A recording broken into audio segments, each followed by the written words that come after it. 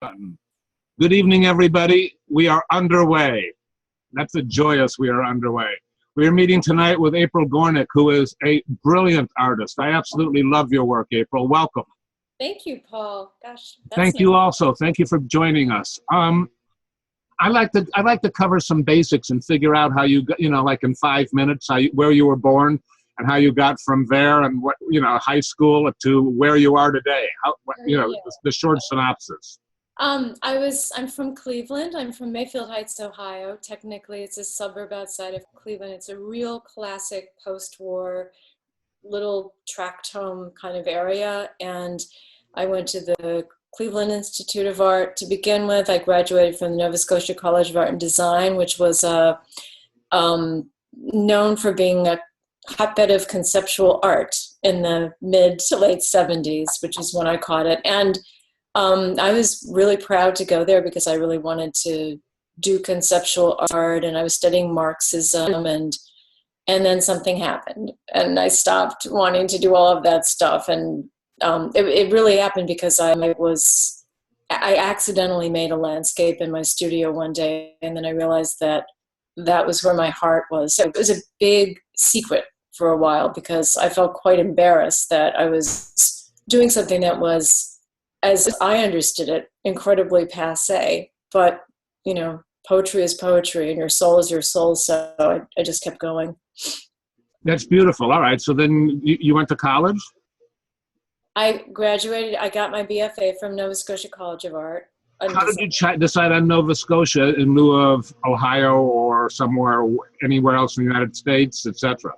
Because the Cleveland Institute of Art was a 5-year college, which I think the design of which is entirely about making more money off of students. I don't think there's any reason for it to be a 5-year college, but it was. And at that time, everybody was talking about how painting was dead, and I was really interested in conceptual art and doing something that's, was different, that united art and science, for instance, or art and culture in a different way. And I thought that the best option for me would be to go to the place that Saul Lewis had called the best art school in North America.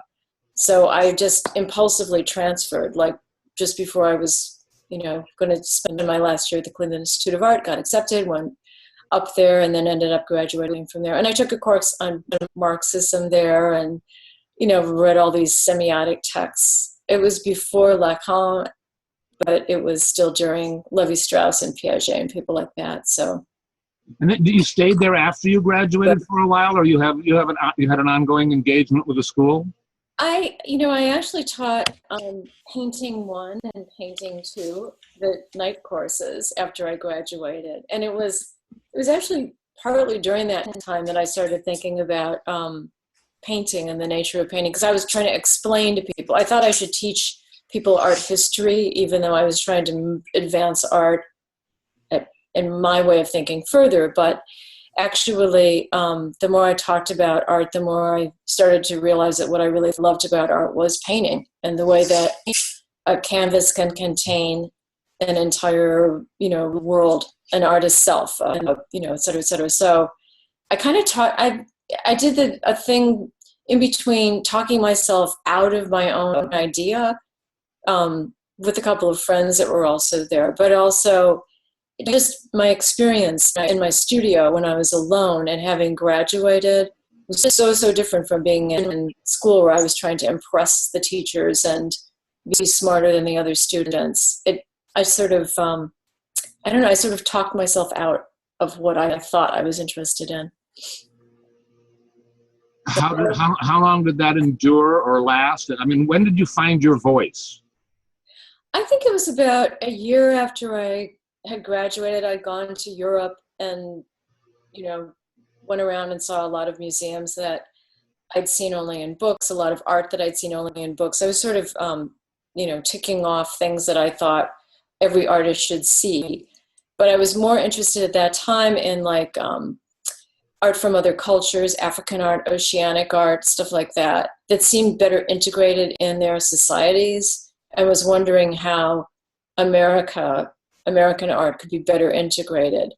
But when I came back and had my studio and was just working privately there, my chief interest actually became painting, because I became interested in light. And when I became interested in light, paint is the best thing to render light. I found out, kind of by necessity. That was a very odd, very circuitous kind of way of arriving at the work that I still do now. But it has been pretty consistent since that time.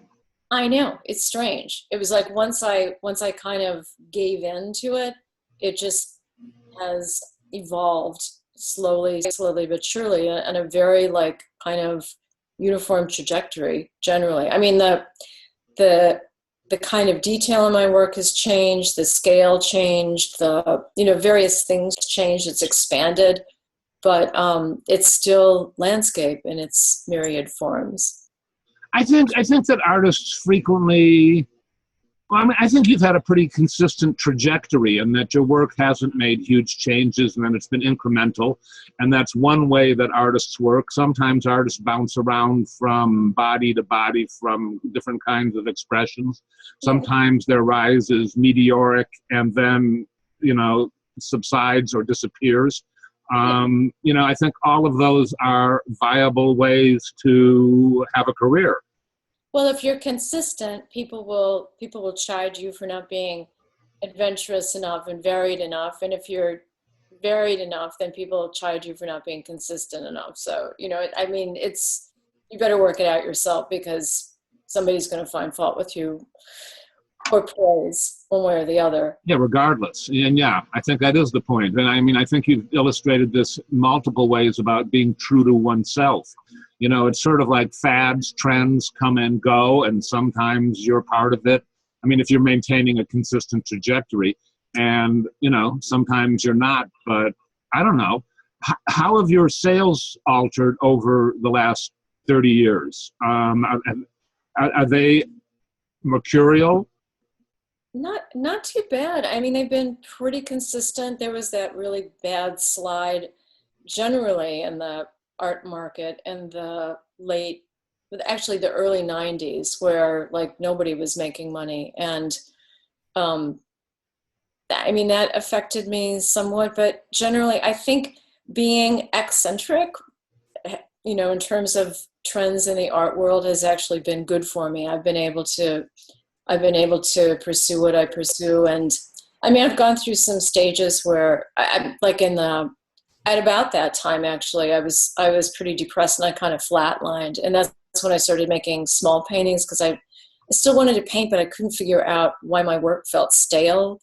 So I just embarked on these smaller canvases that I could throw away if they didn't work. And it was a great thing, actually, to have happened to me. I mean, it was scary. I don't like being depressed, but it ultimately kind of broke me out into like another scale and a different way of looking at the way that I prepare a canvas, and ultimately it ended up to be being a good thing. But generally, I've had a lot of luck being not at the center of the art world. Being a little eccentric has been good for maintaining a career, because I'm that person that does those paintings, and there aren't a lot of people like me. So. But if you want a contemporary landscape, I'm your girl. Do you feel like you are eccentric as a human being? In many ways, yeah. I'm a little OCD, and I have my eccentricities. But I'm also like very focused. And that serves you, both of those. Yeah. I mean, I guess what I'm trying to get at is, many artists, before they attain success, feel like they should jump on some trend, or they should be somebody else than who they are. And I like to encourage people to be who they are, and then be who they are some more. So that I want to use you as an example to illustrate that. That's what I'm trying to do here. Okay. Well, go right ahead. I mean, I've tried many times to imitate other artists whose work I admire, or be more, say, expressionistic, when, during the 80s, expressionist painting was more in vogue. And I'm just not that kind of painting surface person. but just trying to let myself do what I do is, it's not so easy for any artist, you know, to accept that you have a certain kind of sensibility. I won't even say style, because I think style just comes from sensibility. And it takes a lot to admit that and then let yourself do it. But I think that's your best chance of becoming a real artist. I think so too. How about relationships with galleries? How many galleries have you gone through? What have the relationships been like? Yeah, I've only really had two main galleries, and that's kind of dumb. I mean, I was with Edward Thorpe for, oh my God, like 18 years, I think it was. And I'm a loyalist, and I am ambitious to a certain extent, but not as ambitious as I guess I would need to have been to have, you know, like tried, you know, like killed myself getting into another gallery. And that I think would have necessitated making some stylistic changes or something in my work that I just don't even relate to that. So I was with Thorpe for, you know, a really long time. He kind of fell out of the art scene for a while. And I thought that he was going to close his gallery, and I started contacting other galleries, and eventually I started showing with Renato Danese Gallery, which is now Danese Corey Gallery. And they've got a great new space in Chelsea. I'm really, really happy with it. And I like them very much. They're very honest. You know, they get out there, but they're not, you know, they don't kill themselves trying to be high profile. I think Renato's kind of flamboyant and honest, and I think that's, you know, a really charming combination that I don't see all that often. Do you think he's flamboyant? You don't think so? I remember him from when he was with Pace, and I haven't spoken to him much since then. Yeah. He's a major enthusiast. I mean, he loves to talk about art. I mean, get him going on something that really matters to him, and he's fabulous. I mean, he'll just like take off like crazy. So do you feel these dealers have enabled you and given you authority and power, or you've had to conform to their idiosyncrasies? Or, you know, I want to talk about the relationships. Well, I love how articulate both Renato and Carol Corey are about my work. They know how to talk to collectors about it. I think that they're careful in placing the work. And those are the two things that matter the most to me. I mean, I've never been with like, you know, a Mary Boone or a Larry or somebody like that. So I don't know what else I could be getting from somebody that has that kind of, well, more ambition than I. But I'm generally satisfied, like being able to burrow away into my studio working. And, you know, I'm getting these little questions popping up. Am I supposed to answer a question? No, I'll address some of those as we go, and you can just close that chat box if you don't want to see them and or be annoyed. I look at them. You don't need to. I mean, I think it's kind of nice that they're asking. Okay, yeah. Well, there's an ongoing dialogue. You know, some of them lead me to questions, and some of them I call on them when we get to the chance for them to ask questions directly of you. Mm-hmm. Okay. Well, anyway, but what I really want is I want a gallery that enables me to have enough time in my studio that will do the business work for me, that'll keep me away from the collectors and having to interact with them. It's not I mean, I don't hate it, but it's not my favorite thing to have collectors come to my studio. I mean, I really like to work in my studio, and, you know, I have so many things, I don't know how to describe it, images and expressions that I haven't gotten to yet. I mean, I just have like an enormous amount of paintings that I want to do. So until that stops being true, I'm probably just as happy as anything else, just focusing on the work. How many paintings do you work on at once? Oh, like one. Like one. And how do you so it's one of my OCD features. You know, it's like I've tried. I mean, there have been times when I had a painting that I thought was done and then looked at it and thought like, no, this is terrible. I have to go back in and change it, and have been working on two at once for that reason. And then as I'm doing that, I think, oh, this is great. You know, it's great to have a dialogue between two different paintings, because usually my paintings are not, they're rarely serial. There have been a couple of times when I've done drawings where I'll do like a forest drawing and then another forest. I'll get sort of obsessed with them. But generally with paintings, there's a lot of variety between, you know, one and the next. So I thought, working on two, this is great. You know, they can talk to each other. I'm seeing how they're different.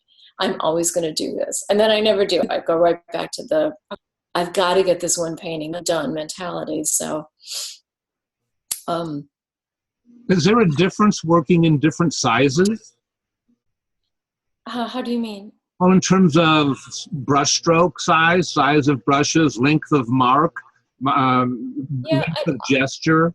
Yeah, although I don't use, I can do this since you're watching me. I generally don't have like teeny brushes. Like some people have thought that my work looks very detailed, but I rarely use a brush that's smaller than like a number 10 and filbert. And, you know, so that's about as small as they get. But I think that the small paintings are about miniaturizing yourself into them. I think that they're a very different experience from a large painting. With a large painting, I want you to feel that you can be immersed in it physically. You could actually feel your corporal self interacting with it. But with a small painting, it's your mind that gets little and goes running around in it. And it's just a very, very different kind of experience for the viewer and for me, I guess, making it. But I underpaint pretty much all the paintings I ever do now, like have, in some cases, pretty elaborate underpaintings. So the way I approach them is similar. Is there a sketch that preludes the underpainting? I always draw out the work.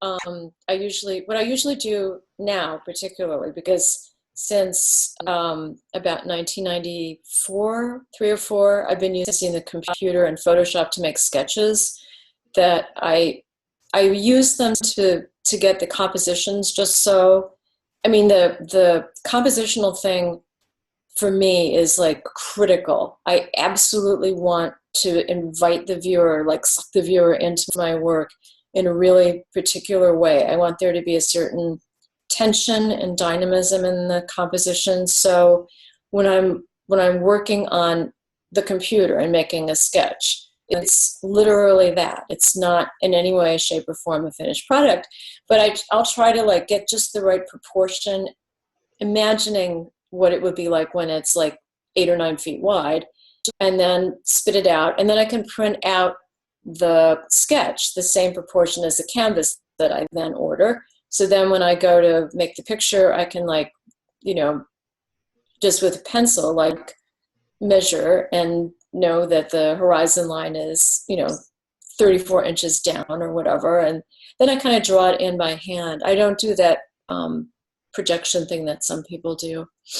And then everything starts changing and adapting, because from the sketch to the underpainting to the beginning of the painting to the middle to the end, I mean, there are all these changes and fluctuations that happen. And sometimes I'll correct, you know, from the very start with the pencil drawing, and sometimes at the very end, a radical change will happen. But I don't leave that evidence for the viewer. I'm really not interested in the viewer seeing my work and you know, saying, oh, you know, where the struggle was or something. I just want the experience to like happen, so somebody can just feel that they're, as I said, immersed in the. I think this is really fascinating. I didn't expect to go here. I was reading an article this morning about Barnett Newman and Betty Parsons' gallery and doing paintings that would barely fit on the wall, and how the viewer interacted with the painting and how it becomes almost a question of the architecture, and having a sign on the door that said, most times large paintings are viewed from a distance. These are meant to be viewed close up. You know, but it's a kind of comparable issue that you're talking about, how the viewer has a physical response to the artwork. Are you painting? All right, so how often are you having exhibits? Well, like, you had one recently. Yeah, but that was like 2.5 years after the first. It takes me a really long time to, I mean, it takes me like usually a couple of months to do a painting. And I had a couple of forest paintings, which are something that's kind of new for me. I mean, before that, I'd done one very stylized one in about 1990. I think it was 5. And these are more the like kind of fully loaded experience paintings that I like to do and have been doing more now. And they took like at least 3 months, each of them, maybe a little longer. So it takes me a long time to get a show together. But I just want to say one more thing Sure. from what we're talking about, which is that I think that all of the stuff that you put into a painting, the little changes, the figuring out, the underpainting, I think all of that stuff still lives in the painting after it's done. I mean, so that I think that when somebody sees a painting of mine and they experience it, if they know what they're looking at, or if they're a painter ideally, or if they've tried to paint ever, or just an art enthusiast, you should be able to like read all of that back in the work. It stays alive to me. I really believe that's true, because every time I go to the Met, I see it. If I look, like any painting that you look at, you can see the artist, you can see the decisions that they made, you can see the way things change, you can see where everything coalesces. It's great. I mean, what else does that? Paintings are amazing. Photographs work totally differently. Paintings do that. I love photographs, but they just don't have the same crazy ability to like lock somebody's hand and I don't know a better word than like soul and mind into an object. I mean, what else does that? Which is, of course, then I could go on with like the state of art education in America and how awful it is. But that's a whole other topic. Oh, we can go there. How long has it been since you've taught? Oh, I teach sporadically, like I'll go and give a talk and talk to grad students and stuff, but I haven't had like a really consistent teaching job ever. I did a midterm stint at RISD once, so that was a long time ago. And I'm gonna do like they're calling it a master workshop at the New York Academy of Art this coming, I think, spring or something like that, or fall. But I'm a sporadic teacher. What's your opinion about artists having a master's degree? It's, I had a friend who said, I'm going back to school. It's just, she was in her 30s. I'm going back to school and I'm going to get my master's and it's going to be great. And I'm going to get a good job and I'm going to be so happy. And I was like, why don't you just like keep working? And after a while, somebody's just going to offer you a job and then there you'll be teaching and it's just going to be just as good. And she was like, no, I want the stability. I want the thing. And she did that and she's still like making really good art and she's really happy teaching and she's got the stability. And I thought, okay, I was wrong. I mean, for me, graduate school, I seek to impress people too much, I think, when I'm around them all the time. So best for me to get my ass away from that kind of context. But for some people, it's great.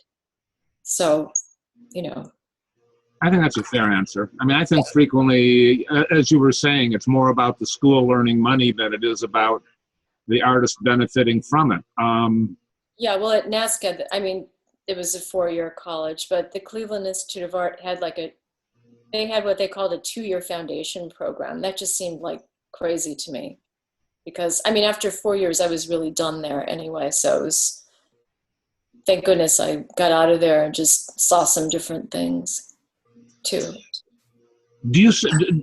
Are paintings of yours sold out when I mean, like you talked about a 2.5-year hiatus span between exhibits.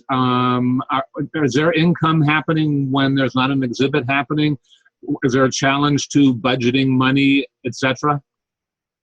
Not really. I mean, I don't keep all the work in my studio. I'll usually have like maybe ideally up to about 5 or 6 paintings floating around. But after a while, I want to clear out the space. I don't want to keep looking at them. And then I send them up to the gallery and they'll bring collectors in and sell them. So some of the work before a show is pre-sold and some of it sells during. And there's like a couple of paintings that didn't sell for my last show. It's normal. Like eventually they usually do, but I mean, you never know, like art, the art market is so much, I think, about timing. You know, if like you hit, you know, to a certain point, it can be incredible for you, and then, or it can be like meteoric and astonishing for you. I'm really glad I just have some consistency, frankly, over this long span of time.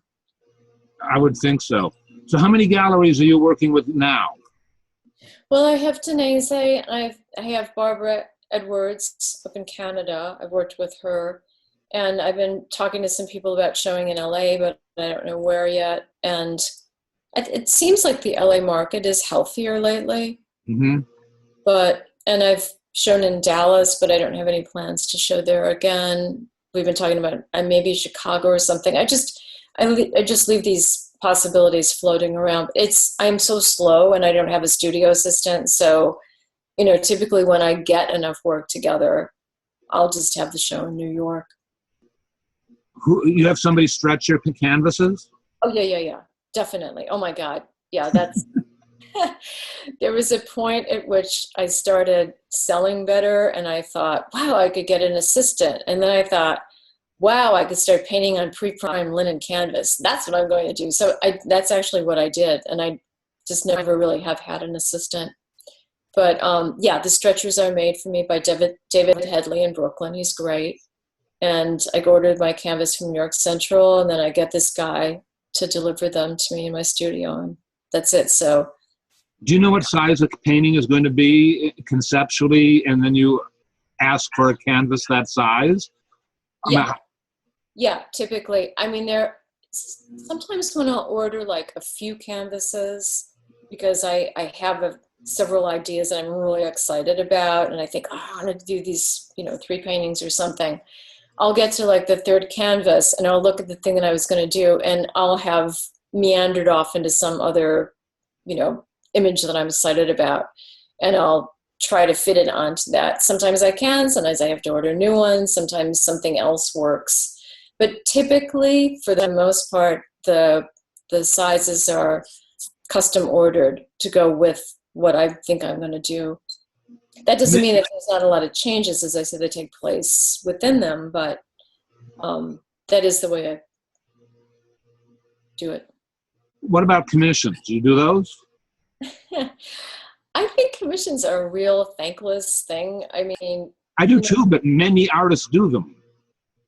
I don't know. Somebody just asked me recently if I would do a commission for them, and I just thought, oh God, here it goes. Because, you know, like, you think you're doing exactly what they That's kind exactly of the issue.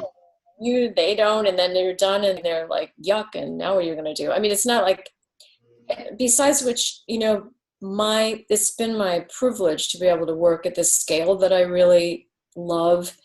As I said, like the small paintings, which I think of as sort of the size of my head and torso. I mean, they're like, they have a certain kind of interaction for me physically.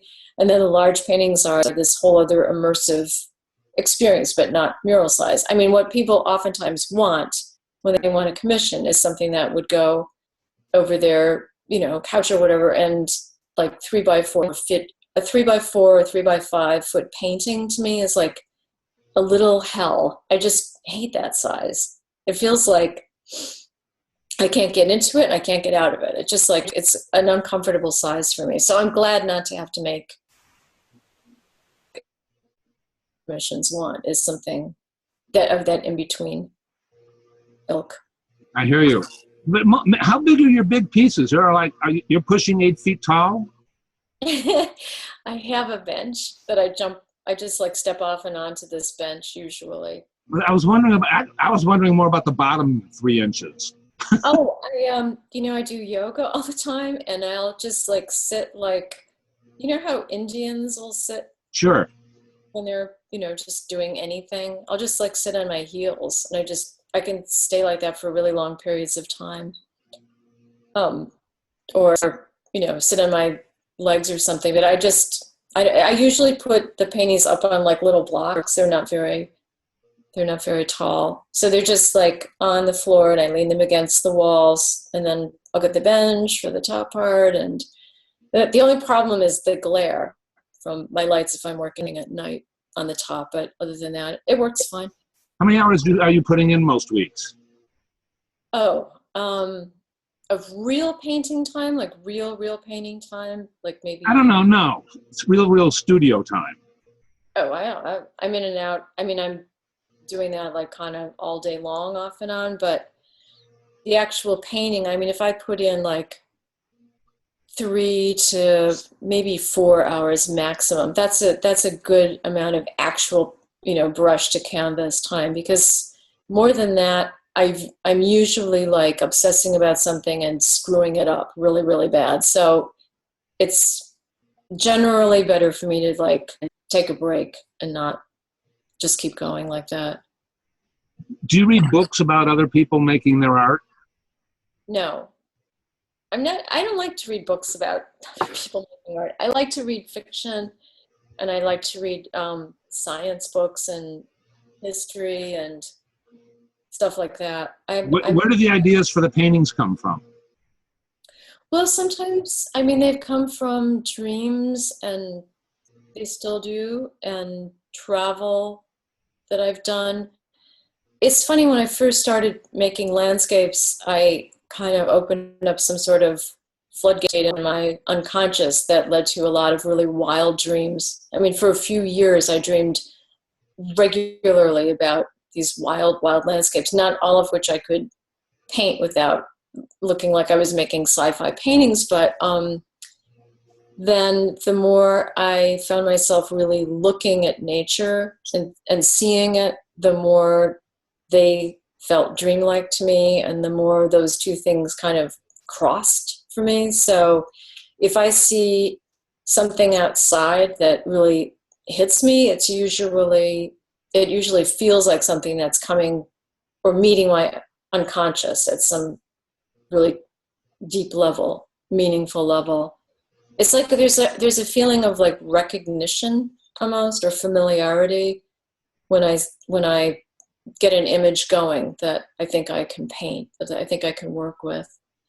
How do you record that image? How does it get from there to the canvas? Anywhere from like a receipt that's in my handbag that I sketch something down, to finding photographs that I have, collaging photographs together on the computer. I mean, it's various. So, I mean, I definitely use the computer much more. It's the best sketch tool I've ever had. It's the most fun, and I just love it. I have a great time. It's to me, it's like this, like this great sandbox or something. I'm just horsing around with images a lot. Is there a hierarchy of favorite parts of your process between the sketch and the finished painting?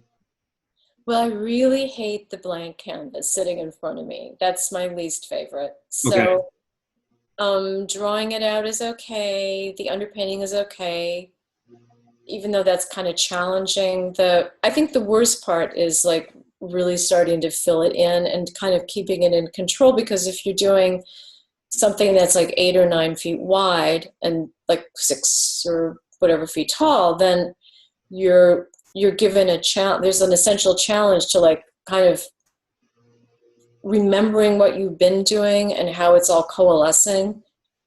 Somewhere between remembering and like just kind of physically letting yourself get imprinted with it. So, kind of making that consistency so you can arrive at something that in some way evinces what you thought you were going to make. That's interesting. Doesn't a large canvas take a lot longer than a small canvas? Yeah, months longer. And you don't I would get tired of the time between where I am and where completion lies. This is where it's good to have an OCD problem. So you're just driven to this painting. I'm gonna get this thing done. God damn it! Like no matter what. I'm very stubborn. I'm like incredibly Taurus, stubborn. So I just keep hacking away at it. Haven't you been working larger of late than you used to?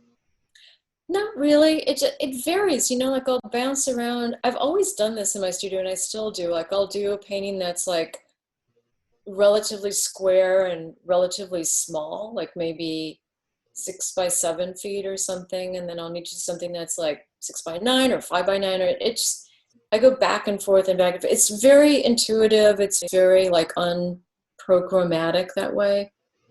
So, it's just whatever I'm obsessed with. I mean, like we went to Africa in 2006, and that was just mind-blowing. I mean, there were so many amazing things. I really, people say this about Africa. You go to Africa and you feel like you're having this deeply grounding experience, like it's some sort of ancestral home. It really does feel like it's crazy beautiful country.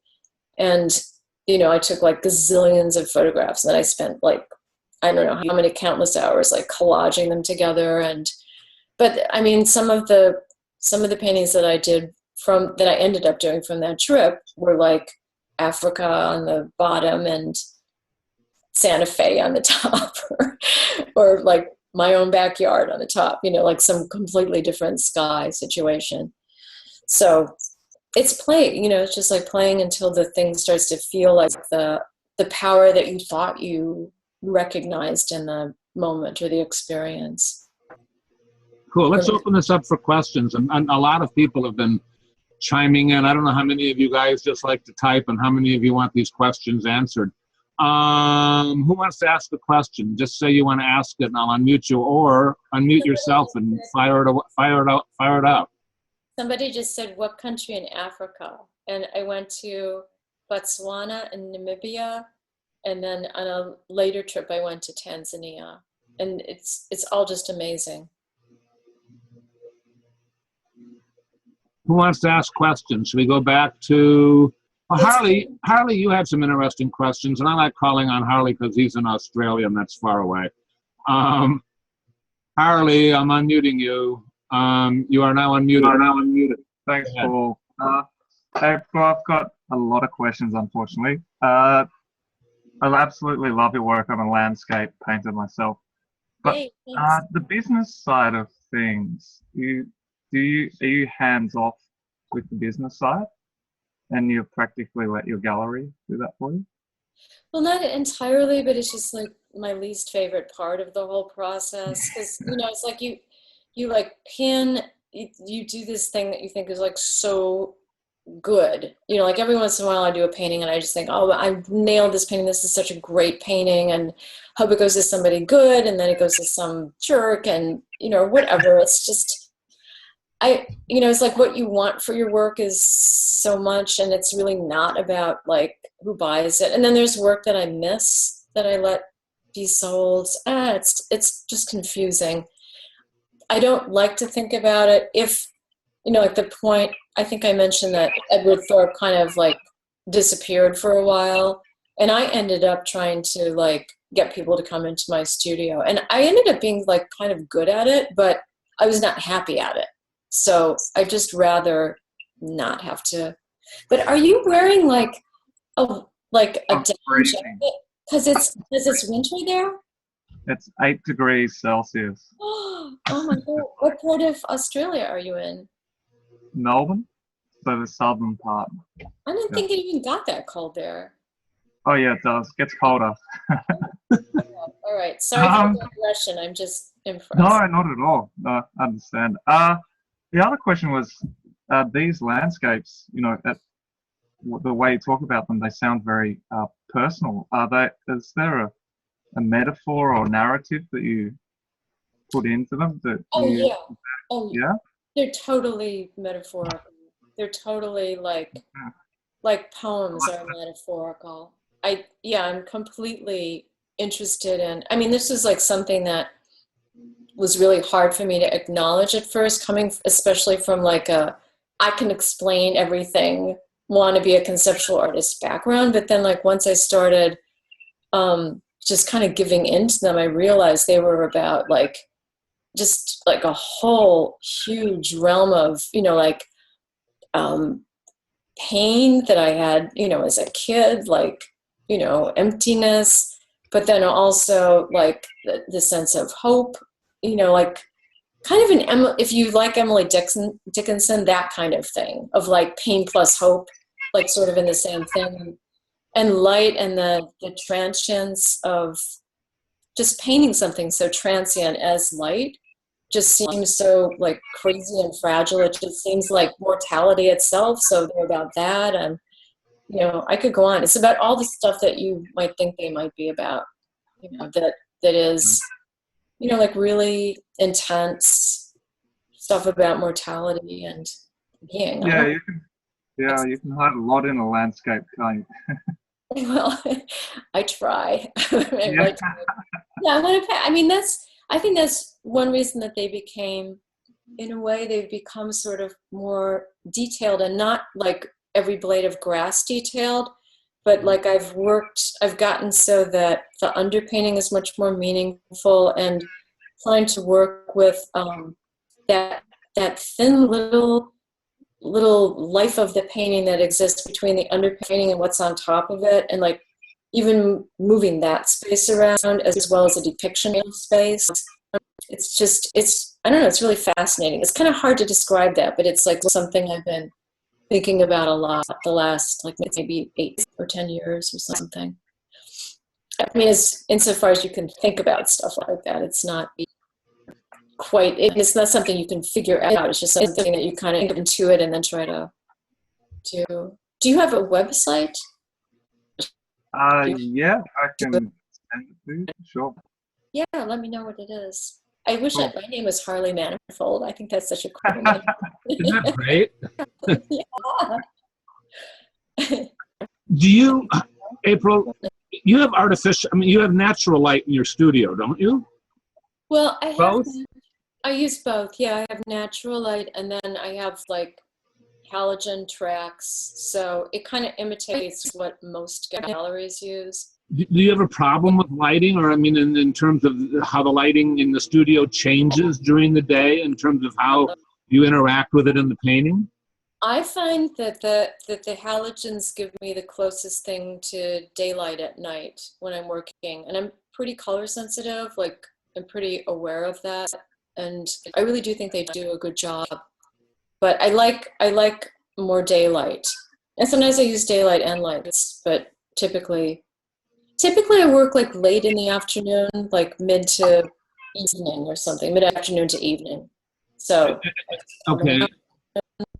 And mostly, I get the sense that your art making is a solitary experience. Yeah. And I don't like having people in my studio with me. And noise? If somebody asked, what do you listen to, or if you do? Oh, well, I've got this like Bach thing going for the last several years that I've been listening to a lot of Bach, but I like NPR. I listen to public radio conversations. I love to listen to podcasts. I'm a big Radio Lab enthusiast, and This American Life, but Radio Lab particularly I like. And and also sometimes we live in Sag Harbor, so in the summer there's amazing bird sound, and I've become really kind of an enthusiast about that. So sometimes just nothing. It varies. I'm kind of all over the place with that. I've been listening to Bach's second son, Johann Sebastian Bach. Carl Philipp Emanuel Bach is who I've been listening to, and I love the concertos. Carl Philipp Emanuel Bach. There's only a handful. I'll go from like Bach, and then I'll like want to hear some Led Zeppelin, and then I'll listen to, I kind of jump around musically too, but a lot of time in my studio, I'll just like have talk radio on. That's where I catch up on the news and stuff like that too. Cool. All right, Nestor, I want to hear your question. Let me find you on the list here. Nestor, you are unmuted. Go ahead. Oh, I don't even remember what I asked. You can read it. Yeah. I don't have my glasses either. Of course. You want me to read it for you? What percentage sure. of I just kind of think, yeah. What percentage of the time do you think of meaning and experience emotion while creating a work versus concentrating on the formal and technical aspects? Oh, that's a good question. I don't think I could give a percentage. It just seems like the decisions that I make when in terms of formal changes or formalist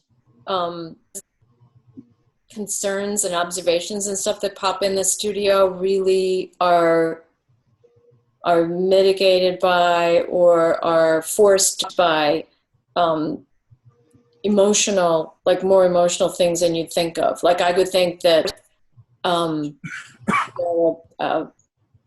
amount of yellow in a painting, for instance, is too bright, is too fast, won't let you into it. It's pushing you out.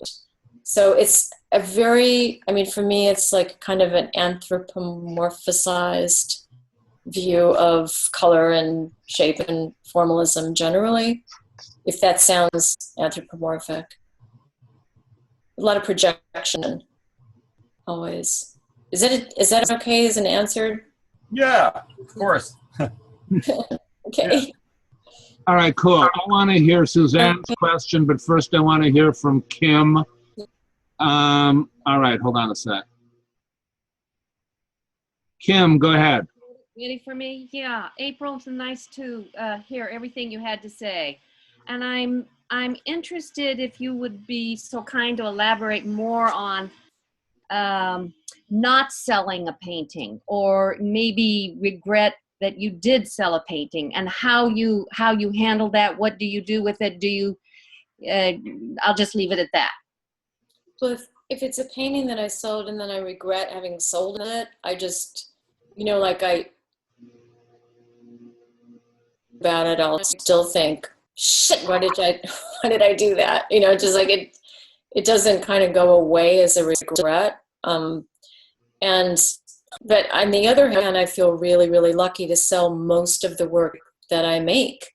I mean, I'm seriously lucky that way. And I also don't want to be a hoarder. I don't want to keep it in my studio. I want it to get out there. Right. And, I mean, I've second guessed things stupidly as well. Like there's a painting that's at this museum out here in Southampton, New York, called the Parrish Art Museum. It's a really beautiful museum, and they just sort of freshly built it. But a very old painting of mine that I was very fond of was given to that museum when it was still in kind of a dingy location.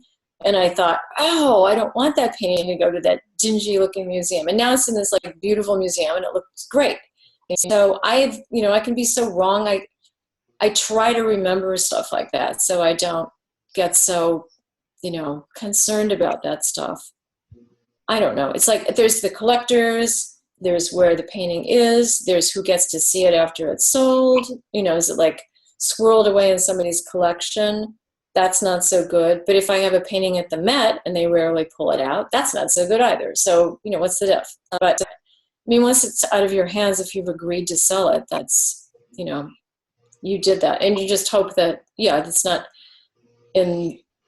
because I'm not like a real trendola artist, I'm not going to have like Bruno Bischofsberger sell off all his holdings of mine, because I don't get bought like that by people. I tend to be bought by a lot of really disparate people and some really great collectors. I'm lucky about that, but I don't know. That's all I can say about that. Thank you. That was really a wonderful answer. Okay, good. Thanks. Do you hold back paintings? I mean, like, hey, I'm keeping this one for myself.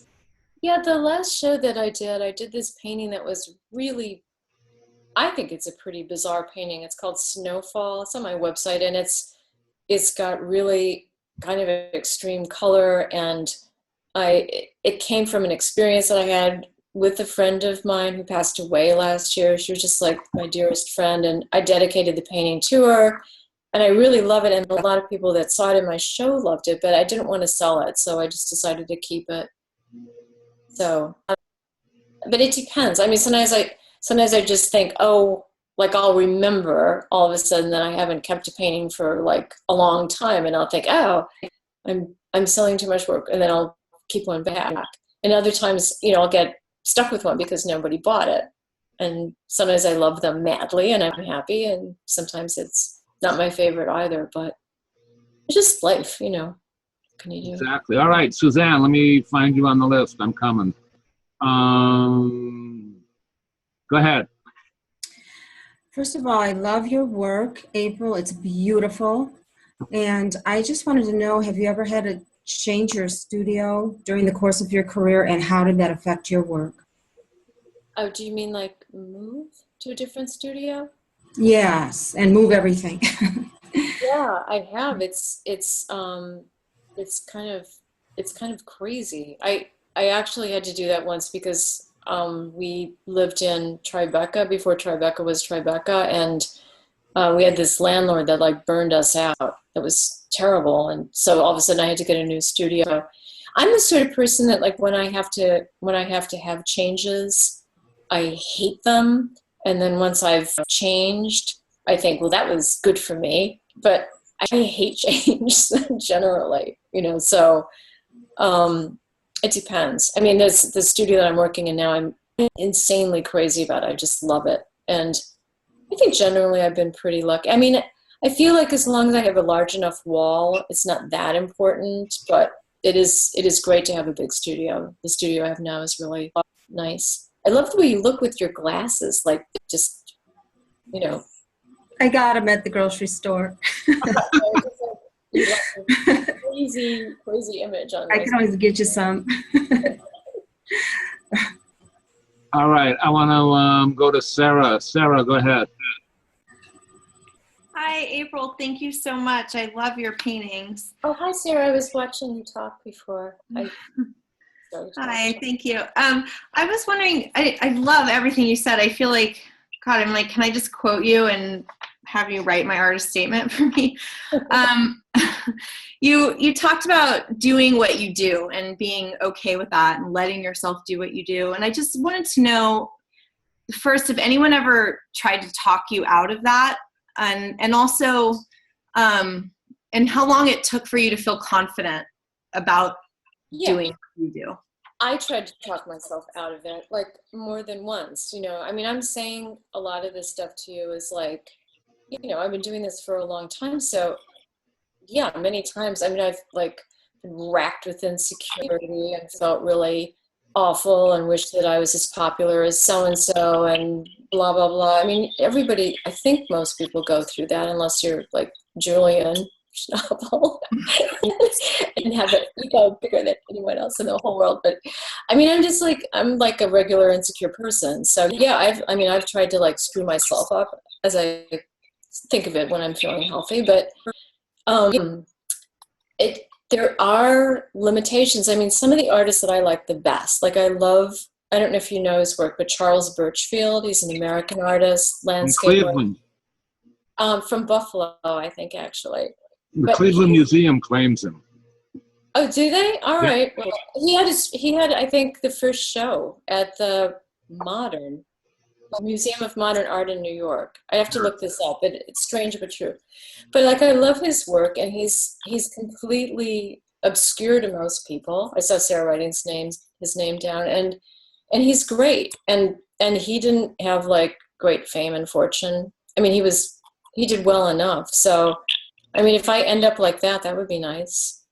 What can you do? You know, it's like the vicissitudes of fate. He was born in Ashtabula and went to the Cleveland Institute of Art. Okay, all right. Yeah, I like museums that tout their own. Paul, I want to hear your question. Hold on. Go ahead. Hi. I looked at your website and I noticed you only had like a 2-sentence artist statement. And I know like nowadays everybody makes a big deal about the artist statement, and I really struggle with mine. Why just the 2 sentences, do you feel? You know, well, partly because when I wrote that, which was like so long ago, I can't even remember, like when I first put my website up, which must have been like 1995 or something like that. You know, I just partly coming from that conceptual art thing where I felt like I needed to explain everything I did, and then kind of going 180 on that. I'm just like not that interested in what artists say generally about their work. I mean, I have this new drawing book, and Lawrence Weschler did an interview with me, and like in rereading it, I thought, oh, this would be good for somebody to read if they wanted to know about my work. But I don't know, there's something about an artist's statement. It just seems like trying to collapse something into a couple of paragraphs seems so futile, and it should be on the work anyway. And then I thought, and then I just wrote that thing down, and then I thought, that's like really good enough, and I don't think I even want to say more stuff. I mean, if people look at the work, they should be able to get it. If they can't get it from the work, then what am I going to do? Convince them? Right. So, I don't know, I'm just kind of, I don't like reading a lot of stuff about art generally. I like to hear artists talking about, like I like to go to artist talks, but I don't know, I'd like a conversational style like this is more real to me than trying to make the big statement. Yeah, I struggle with the artist statement, trying to figure out what people want to hear. If someone asks me a question, I can answer anything about my process, if they ask me a specific question, but it's just... Maybe the question for you is, what do you want to say? Not what do people want to hear, but what do you really want to say? Well, that's the thing, boiling it down. It's like I've had such a hard time boiling it down and trying to get it to ring true. It's like I think it rings true, and then I do my art, and I'm like, no, it's not really what I'm, Yeah. So it's hard. Yeah, I don't know. I mean, it's just like one of those like personal challenges, I think, to kind of figure out like what feels like enough, what suggests enough about the way you would like artists, other artists or the public to see your work, but doesn't like try to get completely explanatory about it, which to me just sort of takes away from the work itself. Yeah, well, I have this color theory that it's like I think is very important to my work, and it's about the physical property of colors. And I talk to other people about it, and I'm not sure what's going on. I'm not sure whether they tune out because it's just something they can't even comprehend, or it's just they just say, "Oh, bullshit," or I don't know. It's. Do you think it your theory really lives in your work? Like anybody? Yeah, it's something I learned from my material itself. I have plaster. I mix color into it. I notice the way the colors affect the material, and then I compare it to nature, and it seems to really line up with the way things behave in nature. I don't know. Maybe you should just say that. That you're making this connection, this deep connection with nature through color, by and then say a little something about your theory. I don't know, obviously, what it is exactly, but. Right. Well, I just find even other artists don't really connect to it because I don't think they have the same experience. I think everybody's using material that's meant to sort of be the same consistency. So if it doesn't ring true to other people, they're just going to be like, whatever, Yeah. Well, I mean, I think you just, you want whatever it is that you could say about the work to be convinced in the work first and foremost, and then so whatever you would say would just be kind of icing to me. Like you're not going to, people who don't like your work, you're not going to convince them to like it more by what you say. And I think it should just be like something that sort of runs parallel to it. But I don't know, I mean, who is telling you that that you have to have an artist statement that's really profound or complete or? It seems like I don't know. It just seems like that's what seems necessary now. It's like you have to really be able to talk about your art and. Well, that sounds like where, what my education was. And I grew just kind of, I wouldn't say disdainful of that, but a little distrustful of that, as like, because I just don't think that's what the experience of art is. I think the experience of art is looking at the art. And by the way, I mean, it's so wonderful that we can chat like this, and then I can have a website, and people who don't see my work in real could like get some idea of it online, but there's still like totally no substitute for the physical experience of standing in front of a painting and really being able to see it. It's just like so different. Right. And sort of should be, I think, so. Sure. Yeah, I agree. And it really messes with my head writing this artist statement, but I feel like it's something I need to get down, boil down to a page, and have it, you know. Shorter. Maybe it's really good. Yeah, what's a good length? I think we should move on, but I think a good length is 3 paragraphs with no more than 3 sentences per paragraph, or shorter. Okay, great. And I think we should wrap this up after we hear Angie's question. That'll be the last one, and then we will move on. I think April's been great. Hold on. Angie, go ahead. Hi, thank you. April, you're amazing. Thank you so Angie, much. you need to be a little louder, please. Oh, can you hear me? Can you hear me? Yes, now Okay, great. Sorry. Thank you so much. This has been wonderful. My question is, you mentioned earlier that you were really good at bringing people to your work during a difficult time with your previous gallery. Can you mention what you did or any advice you have for artists trying to get more exposure? You know, I just like, if I would run into a collector, I was in New York, you know, so if I'd run into a collector or somebody like that, I would try to get them over to the studio, and I made myself really accessible. It's not my favorite thing to do, but like, you know, when I just got really focused on it and was feeling like nobody was home in terms of my gallery dealer, I felt like I needed to be I mean, it was like a protective, I think, instinct that I had, you know, like, no, I'm going to do something with my work. So I would like have people over, and, you know, if they liked it, I would try to make a sale and stuff like that. And I could sort of tell like what art they would like the best by the way that they were. It was funny. It became sort of fun.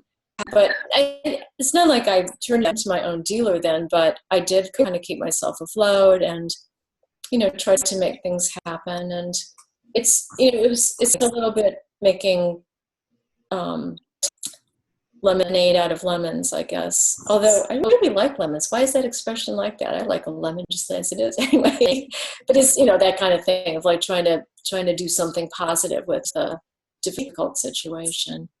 You were just working some connections you already had, primarily? Yeah, mostly because, you know, like being in New York, it makes it so easy, and I've been there already for like over 10 years, so it was just about, you know, if I run into somebody, like, you know, I'm pretty relaxed and easygoing, so if I run into somebody I know, I say, oh, you know, why don't you come over to the studio or something like that, and just invite them over, and worked out great. If not, you know, like just kind of stayed real casual about it.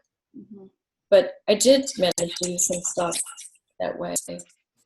I mean, a lot of the things that seem like they're going to be really great for your career aren't necessarily. Like if you do art walks, or you let the junior members of the Whitney Council come into your studio or something, it's usually like giving a free lecture and nothing ever happens and nobody ever buys anything. But once in a blue moon, something happens. So, and it's always nice to be asked to do things like that, I think. But I think it's just, you know, taking advantage of any little opportunity. I don't know. But it's terms of, you know, if it's like about getting a gallery, that's like a whole other, like, morass. That's so hard. I mean, honest to God, it's just, I don't know. I think it's worse now than it ever was because there's so many more galleries, but there's so many more artists. It's just like, holy shit, how do you do that? I have no idea. I think it's challenging. Let's wrap this up. April, you have been awesome, and you've shared a lot of information, and you've been really accessible and delightful, and I really appreciate it. And I'm unmuting all these people. If you look at the chat box, have been saying how much they love you and love your work, and thank you for participating. Thank you for having me. It's really nice. Thank you, April. Thank you. Fan club. April, thank you a ton. We love you. Thank you.